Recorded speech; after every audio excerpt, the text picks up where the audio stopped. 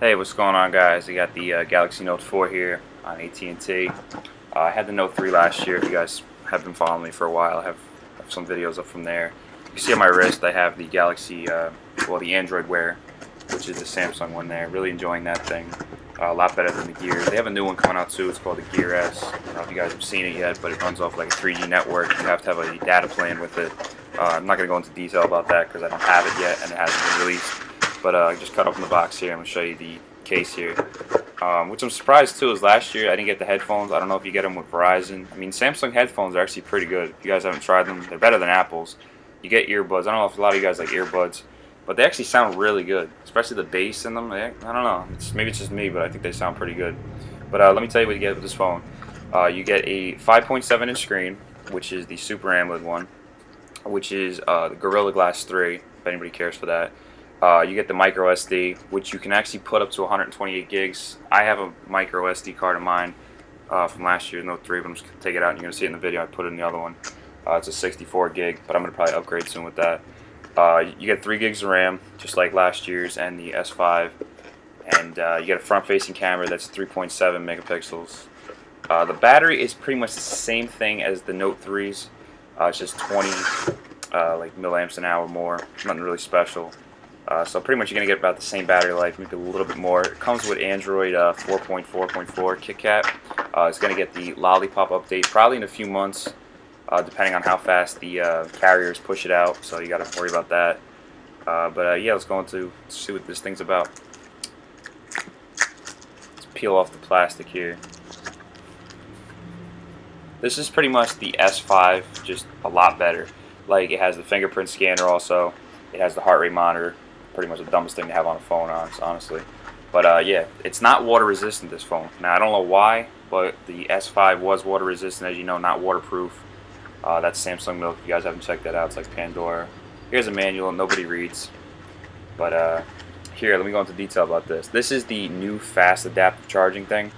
It's the AC adapter. You have to have it saying that. If you buy like any other kind of one besides the Samsung one that doesn't say that, you're not going to be able to go from 30 minutes with a 50% charge.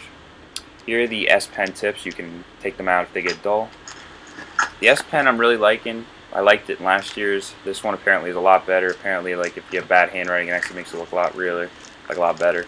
Here's the battery. It's like the same looking form factor of like the S5. I mean, I'm like skinny now. But right there with the USB cable, they went back from 3.0 to 2.0. I don't know why, what the reason was for that. Not really sure, but here's my Note 3 and put that to the side for now.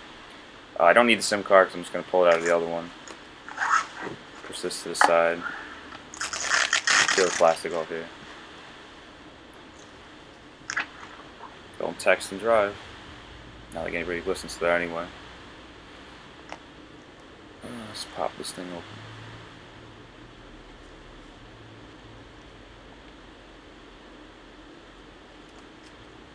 And if some of you are new to the Galaxy, it has the tip, the little piece in the corner right here where I put my finger. You can pop it off right there so you don't break it.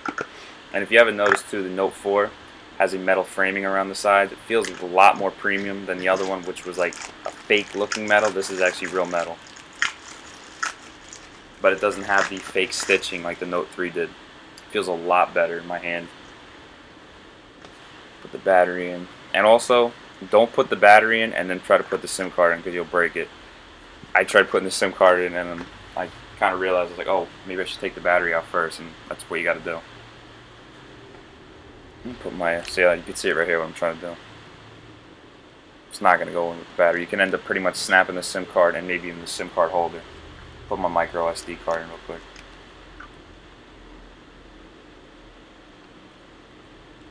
Yeah, it's a fail right there.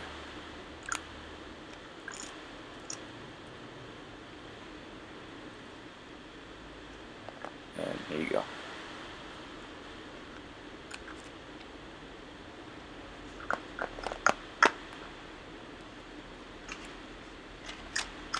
And also about the fingerprint sensor, like I said, it's the same thing as the S5. It's not any better, hasn't improved.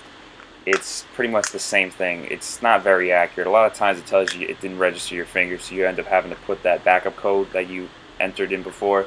you have to keep using that. You might as well not even use that. You should just use the other Android security things that they have, like the patterns or whatever, because it never really works right.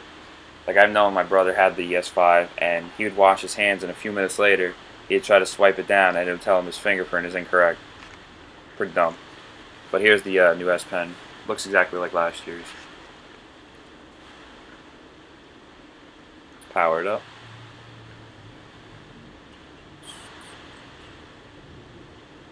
Powered by Android. That's what a lot of Android phones are going to say on the bottom now. That's the new Samsung startup logo.